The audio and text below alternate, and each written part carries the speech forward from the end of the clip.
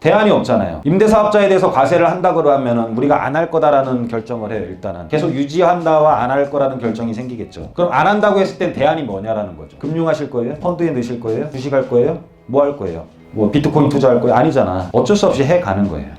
어쩔 수 없이 할 수밖에 없는 상황에서는 고민할 필요 없어요. 그냥 더럽다 이러면 돼.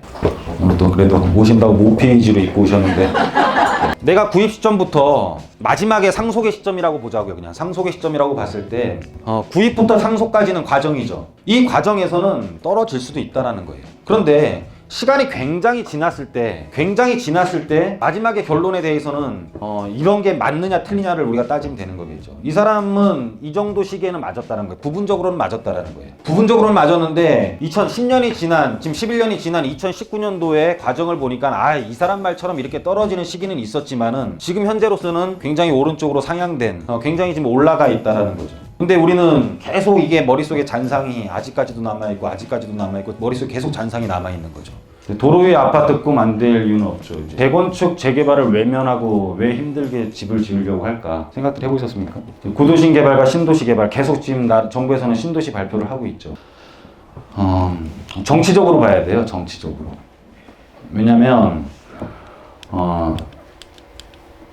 서울에 집을 짓고 할 곳이 되게 많은데 왜 말도 안 되는 북부간선도로 위에 나는 이거 듣고 진짜 웃겨가지고요. 니네 집 주소는 어디냐 그러면 북부간선도로 위잖아요. 우리가 주소는 평면으로 가는 거거든요. 주소는 옆으로 퍼지는 거예요. 주소가 그 위에 이제 집합 뭐 층수가 이제 있는 거죠. 몇 호로. 그럼 얘는 또 지목이 도로거든요. 우리 이 지상권이라는 거 알죠? 지상권 나에 걸리는 위 상하에 미치는 거거든요. 그죠? 근데 거기에 이제 도로가 있고 어떻게 택배를 어떻게 받는가도 참 이게 하여튼 기술적으로도 돈이 되게 많이 들어가는 거거든요. 왜냐면은 여기에 데크를 씌워서 도로를 이 대지화 시킨 다음에 위에 짓는 금액이 아마 그린벨트 보상 금액보다 훨씬 더 높을 겁니다. 아마 이 토목 비용만 따지더라도. 왜 이 짓을 하느냐? 왜 재개발은 해지를 하느냐?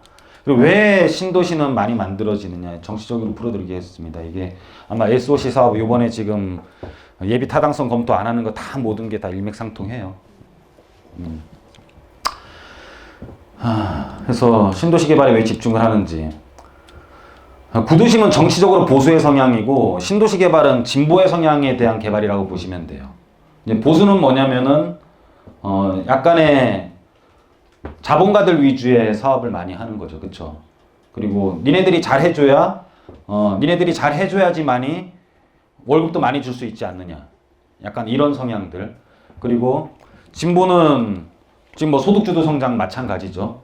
야, 살 사람들한테 돈을 먼저 많이 줘. 그러면은 소비가 많이 일어날 거 아니야. 네가 돈을 먼저 풀어. 너 돈 많이 있는 거 다 먼저 풀면 여기 소비 일어날 거 아니냐.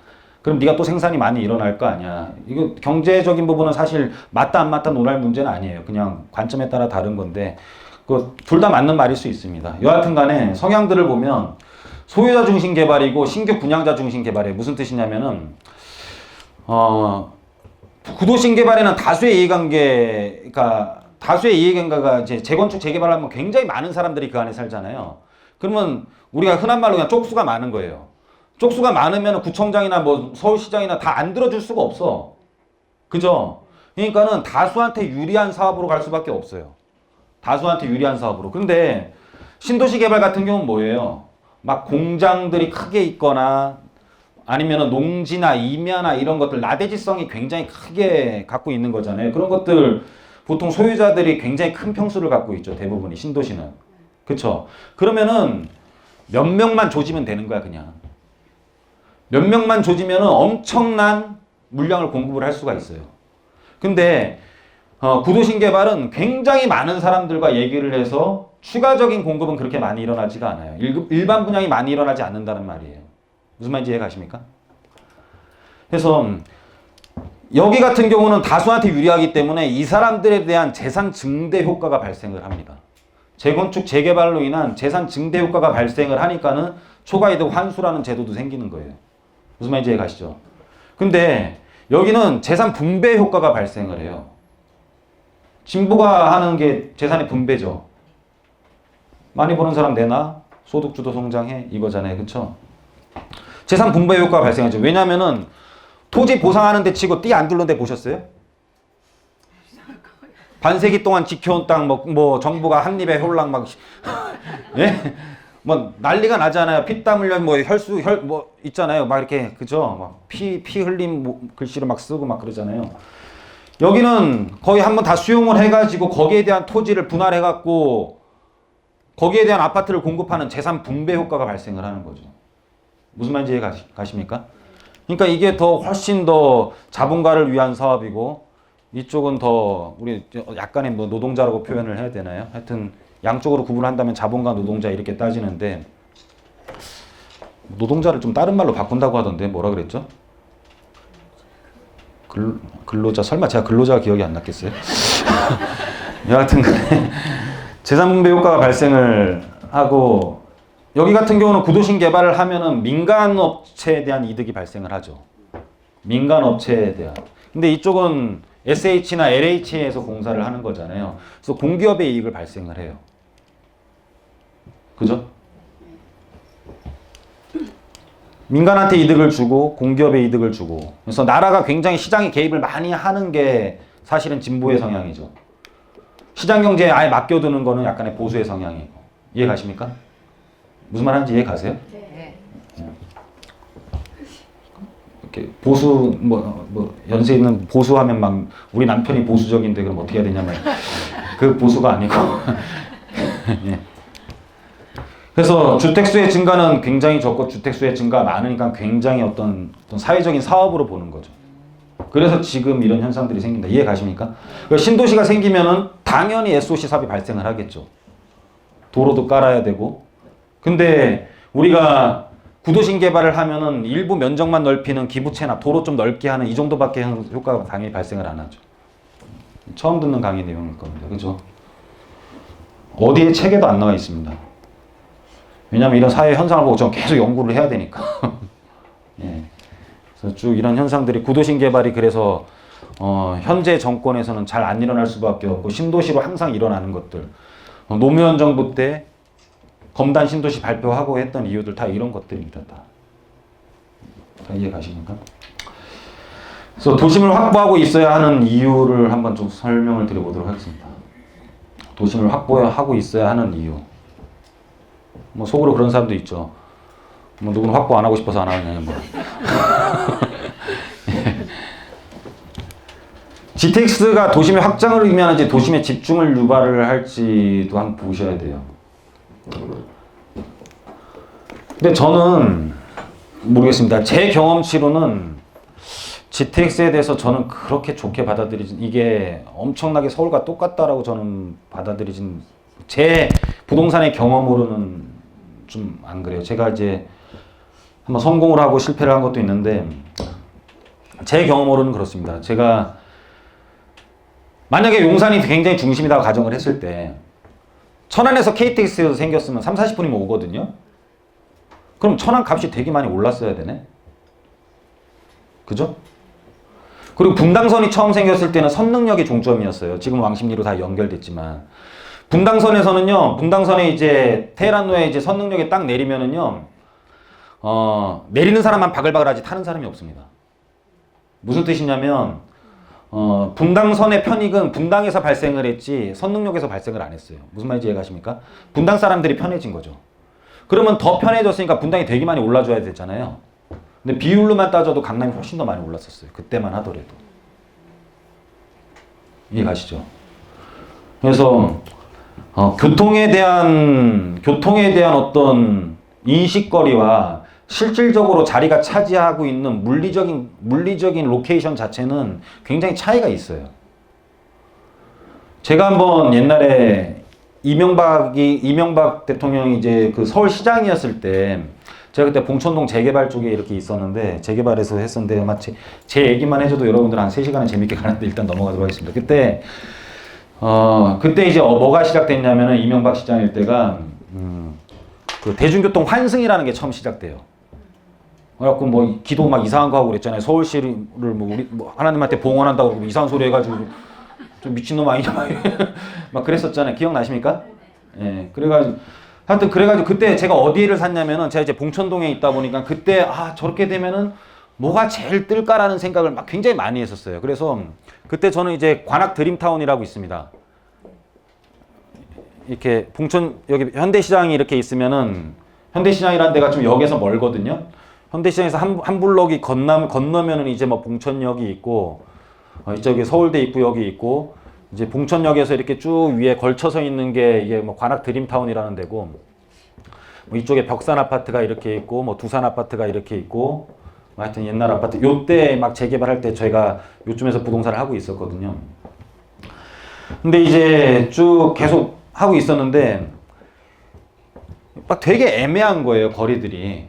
예? 역으로 가기에는 애매한데 이때 이제 버스 환승 이제 대중교통 환승이 생기면서 딱 유심히 들어온 게 이 관악경찰서 있는데 이 남부순환도로 옆에 이 대우 푸르지오라는 아파트가 있어요. 알고 계십니까? 여기 막 쭉 이게 신림역이 지나서 봉천 신림 지나서 대우 푸르지오라는 아파트가 있고 이쪽에 웨딩홀 같은 게 쭉 있어요. 그래서 여기에 이 아파트 앞에 있는 버스는 이 아파트가 거의 대로변이랑 거의 붙어 있는데 여기에 있는 버스는요 거의 다 신림역으로 가요. 아무거나 타도. 와 그러면은 얘가 되게 오르겠다 그래가지고 얘를 막 샀어요. 하나도 안 올라요. 천안이 안 오른 것처럼. 그래서 천안에서 한번 실패하고 여기서 한번 실패하고 이 교통은 그렇게 중요하진 않구나. 선릉역에 있는 강남이 훨씬 더 비율적으로 더 많이 오르고 그래도 입지라는 거예요. 부동산은. 실질적으로 지가 물리적으로 차지하고 있는 로케이션 자체가 돈인 거지 막 사방팔방으로 뻗어나가는 막 양주에 가서 살고 막 파주 운전 가서 사는 거는 이건 아니라는 거죠. 왜냐면은 맨날 우리가 지하철이 일상화되어 있는 게 아니고 사실 가족 단위라든지 무슨 문화들은 대부분이 차량 교통에 굉장히 영향을 많이 미치고 있잖아요. 우리 은평뉴타운 같은 경우도 가격이 되게 안 올랐던 이유는 거기가 3호선으로서 우리 여기 신사역까지 오는데도 굉장히 편리합니다, 사실은. 하지만 거기는 상습 정체 구역이에요, 자동차로는. 그러니까 이 자동차에 대한 시간상 거리가 굉장히 중요합니다, 사실은. 무슨 말인지 이해 가십니까? 왜 이 얘기를 했지? 여하튼 간에 그럼 도심에 집중을 유발을 할 건지 확장을 의미할 건지 저는 그냥 하나의 젠트리피케이션 그러니까는 상가에만 해당되는 게 아니라 그냥 주거에 대한 젠트리피케이션에 대한 것에 반감을 일으키지 않을 정도의 사회적인 현상만 생길 거라고 판단이 됩니다. 저는. 그냥 서울에서 쫓겨나는 사람들이 크게 반감 안 가지고 나갈 수 있는 상황들. 그 정도들. 김포에 지금 도시철도 생긴다고 해서 김포가 오르나요? 안 올라요. 서울에서 다 쫓겨난 주택 젠트리피케이션이 일어난 사람들밖에 없습니다. 김포에 가보면. 그것도 젊은 세대 위주로. 젊은 세대. 그 사람들의 이사 온 목적은 김포가 좋아서 이사 온 게 아니에요. 서울에서 쫓겨난 겁니다.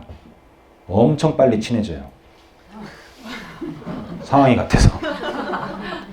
네.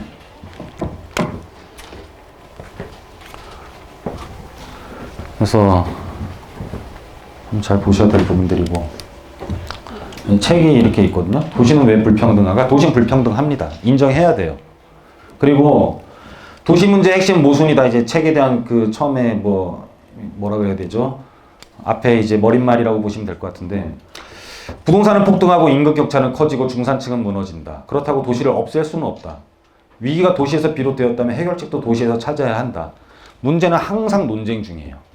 뭐든지 경제적인 거랑 도시는 논쟁입니다. 결론이 없어요. 결론이 없는데 이런 문제는 계속 이어지고 있어요. 그러면은 이게 해결될 동안 기다리는 자체도 잘못된 거죠. 그렇죠? 해결 안 됩니다. 논쟁의 대상입니다. 논쟁의 대상 그냥. 노사가 싸우고 맨날 이런 것도 논쟁의 대상이 결론이 없습니다, 사실. 그래서 문제는 항상 발생, 해결 언제나 논쟁 중이다. 우리는 인정하고 그냥 논쟁해라 그냥. 도시는 불평등이라는 걸 인정하고 그냥 거기서 내가 어떻게 살아갈지만 판단하시면 돼요. 이 불평등한 곳에서 내가 어떻게 벗어나지 않고 살 것인가. 그래서 도심의 소유권을 갖고 있는 거는 투자에 대한 목적도 있을 수 있겠지만은 최소한의 나의 보호라고도 보셔도 됩니다. 갖고 있어야지만이 돌아올 수 있는 보호책이 되는 거예요. 한번 소유권 없이 떠나면은요, 절대로 못 돌아옵니다. 웬만한 소득 상승률, 그러니까 이 주택 상승률보다 훨씬 더 높은 소득 상승률, 소득 금액을 갖고 있지 않으면 상승 금액, 상승률도 아니고 상승 금액을 벌지 않으면 절대로 다시 못 돌아옵니다. 근데 그 안에서 재개발이 될 수 있는 물건들이라든지 돌아올 수 있는 하나의 점을 갖고 있으면 외곽에 산다고 하더라도 그걸 팔고서 이게 만약 개발되면은 외곽 걸 팔아서 추가 부담금을 내면 되니까 그래야지만이 돌아올 수 있는 거지. 그게 아니면은 따라올 수가 없습니다. 그게 아니라면은 자기의 소득 금액이 집 상승률보다 훨씬 더 높아야 됩니다. 소득 금액이. 그래서 그러기가 일반인들은 쉽지가 않죠. 그렇죠? 자, 연령대에 따른 투자 방법. 1차 베이비 부머 세대들이 있고 이제 2차 베이비 부머 세대들이 있어요. 굉장한 인구예요. 굉장히 많은 인구인데 이제 100세 시대가 되다 보니까 뭐 사전 증여라는 게 이제 되게 많이 없어졌어요. 중산층에서는 아주 소득이 높은 계층 쪽에서는 사전 증여들이 좀 일어나는데 뭐 여기 오시는 정도라면 사전 증여가 거의 없어졌습니다. 무슨 뜻이냐면 연세 있는 분들은 주면 안 되는 거고, 그죠? 좀 젊으신 분들은 바라지 말란 뜻이에요. 너무 오래 살아. 네? 주면은 어떻게 될지 몰라 일단. 그리고 내가 되게 오래 산다니까요. 죽고 싶어도 못 죽어 막. 이건희 죽고 싶어도 못 죽잖아 지금 막. 3도, 예? 33.5도로 계시잖아 지금. 모르세요? 3도 이렇게 낮춰져 있거든요 온도가. 그게 뭐 하는 짓인지 모르겠어요. 저희 아버지랑 동갑인데 42년생. 저희 아버지가 결론적으로는 더 성공한 삶을 살고 계시다 그러더라고요. 여하튼간, 예. 그럼 부모님들은 안 준단 말이에요. 그럼 결론은 각자가 알아서 해야 돼요. 부모들도 그럼 안 주는 걸 알면 여기 있는 사람들만 알지 이제 각성을 시키는 거예요. 지금 자녀들은 줄 거라고 생각을 해요. 근데 나는 주면 안 되는 거야. 무슨 말인지 이해 가십니까? 나는 주면 안 되는 거라고. 여기 오신 분들은 줄 거라고 생각하지만은 알아서 살아야 돼. 무슨 말인지 이해 가세요? 그래서 근데 안 줄 거라는 확신이 자녀한테 생기면 자녀가 효도를 하겠어요, 안 하겠어요? 안 해요. 그렇죠? 그리고 절대로 재산이 얼마 있는지 다 까면 안 돼, 일단. 예. 뭐 받을 것도 없는데 이러면 뭐 주고 안 주고를 떠나서 받을 게 없다라 생각하면 또 효도를 안 할 거 아니에요. 그렇죠? 그래서 좀 핵심 지역에 하나 정도는 갖고 있는 게 좀 좋아요. 그래서 핵심 지역에 하나 갖고 있으면서 우스갯소리입니다. 또 진짜 그렇게 하지 마세요. 재산세가 날라올 때 있잖아요. 절대 까지 마세요. 찢지 마. 어디 구청에서 어디서만 날랐는지만 딱 까놔요. 이렇게 올려놔 그냥. 예? 어디 관할 세무서에서 왔는지. 그리고 자녀를 주말에 놀러 오게 해요. 엄마 이게 뭐야? 강남구 이거 뭐야? 용산구 이거 뭐야? 에이 다 네 거지 뭐. 끝. 거기까지만. 뭐 아파트야 뭐야 물어보니 그냥 아무 말 하지 마요. 이제 까는 순간 이제 재산세가 얼마나 나는지도 알잖아요. 예? 그러면은 이게 좋은 건지 안 나쁜 건지 이제 다 알잖아. 굉장히 이렇게 그 애가 불안해지게. 그러니까 아까 우리 배운 거 있죠? 이게 과연 뭘까? 갈등하게. 그죠? 그렇게 만들면 효도를 할 수 있습니다. 그래서 레버리지를 굉장히 많이 이용해서 조금만 돈만 넣어놓고 재산세 하나 정도는 더 내게 해야 돼요. 무슨 말인지 이해가십니까? 그래야 효도를 받습니다. 여기 오신 분들은 부모님한테 그거에 속지 마시고 본인이 알아서 청약을 하든 재테크를 하든 본인이 알아서 잘 살아야 됩니다. 그리고 자 어떻게 살아갈 것인지 그래서 아까 말씀드린 거랑 비슷한 겁니다. 대안이 있는지 본인이 살아갈 대안이 있는지 자본주의에서는 생산수단, 자본주의를 가장 활용하는 거는 생산수단을 갖고 있느냐 아니냐 그 차이입니다.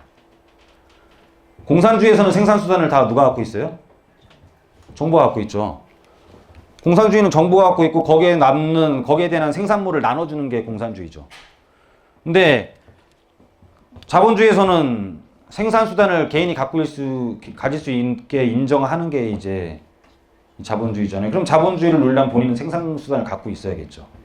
생산수단을 갖고 있으면 연세가 있으셔도 살아갈 수가 있죠. 지금 이건희는 돈을 벌고 있습니까? 안 벌고 있습니까? 벌고 있죠. 왜요? 생산수단을 갖고 있으니까. 생산수단을 갖고 있으니까. 생산수단을 갖고 있으면은 돈을 버는 거죠. 그죠? 그래서, 우리가 살 수 있는 생산수단을 만약에 갖고 산다. 아마 주택이 됐든 상가가 됐든 꾸준한 수요는 발생할 걸로 판단이 돼요. 금리가 계속 올라가면은 상가 같은 경우는 거래가 없거든요. 근데 지금 부자들은 벌써 움직입니다. 왜냐면은 금리에 대한 거의 고정성을 인식을 했어요. 네, 경제가 막 좋아지지가 않습니다. 미국도 정점을 찍었다 그래요. 정점을 찍었으면 내려온다는 뜻이잖아요. 그렇죠? 그러면은 세계적으로 좀 저성장으로 갈 건 사실이에요. 그러면은 금리에 대한 변동성도 그렇게 높을 수가 없습니다. 그러면은 당연히 상가로 좀 주택에 대해서는 보유세라든지 이런 것들이 상가보다 훨씬 더 기준 가격이 낮거든요. 우리 9억 이상이잖아요. 상가는 40억입니다. 40억. 예? 대상 자체가. 그래서 상가로 굉장히 많이 이동들을 하고 있죠. 이동들을 하고 있고 상가를 못 한다면은 뭐를 해야 되냐? 상가를 못 한 사람도 굉장히 많을 거 아니에요. 빌딩 같은 거 못 하고. 그러는 분들은 아마 주택 임대 말고는 또 다른 부동산에서 수익을 발생을 하는 건 좀 찾기가 힘들 거예요. 그럼 어쩔 수 없이 우리가 그런 생산수단을 매입을 해야 되는데 이런 거를 매입을 하려고 하는 사람들이 2015년부터 시작을 해가지고 이 두 사람의 평균을 해서 은퇴하는 애들까지 74년생이 은퇴하는 데까지 2015년부터 19년 걸리거든요. 그러니까는 34년이 되면은 얘도 은퇴를 하는 거죠. 얘가 60세가 되는 거니까. 74년생이 60살이 되는 게 34년이잖아요. 그러면 2015년부터 34년이 되는 건 19년이잖아요. 그러면 55년생부터 2015년에 60이니까는 1955 더하기 60 하면 2015. 그죠? 무슨 말인지 이해 가십니까? 그렇게 해서 여기서부터 은퇴를 시작해갖고 요 두 개 그냥 숫자만 평균 해가지고 19년으로 나눠보면은 매년 85만 명이 은퇴를 해요. 어마어마한 숫자가 은퇴를 해요. 어마어마한 숫자들이 생산수단을 갖고 있어야지만 살 수가 있습니다. 왜냐면은 노동을 할 수가 없잖아요. 젊으신 분들은 노동을 할 수가 있지만 60세부터는 노동을 할 수가 없으니까는 살기 위해서는 생산수단을 갖고 있어야 되는 거죠. 생산수단을 안 갖고 있으면 어떤 일이 투자의 개념 뭐냐면은 40대 50대부터는 걱정 분명히 해야 됩니다. 미래에 대한 투자 하셔야 되고 다시 못 돌아가면 신도시만 돌아다녀요. 본인이. 투자의 목적과 뭐 삶의 어떤 목적들 이런 것들은 즐거움부터 시작을 해야 됩니다. 즐거움. 본인이 즐겁지 않은 투자는 하실 필요가 없어요. 이분들은 돈을 버는 것보다는 시간을 벌 수 있는 것들을 훨씬 더 많이 하셔야 됩니다. 집주인한테 전화해가지고 에어컨 구멍 뚫어도 되냐는 안 돼. 재개발 매물 분석을 해보면은 아까 21.5평짜리고 2평짜리가 있는 걸 한번 비교를 해볼게요. 왜 점을 찍어야 되는지를 설명드리는 거예요. 용산이 앞으로도 계속 올라갈 가능성이 높아요. 용산구 지역에서 소액으로 투자할 만한 곳을 보면은 이쪽은 이제 지구 단위 계획 구역으로 돼가지고 공연장이랑 이런 것들이 되게 많이 들어올 거예요. 음식점이랑. 요번에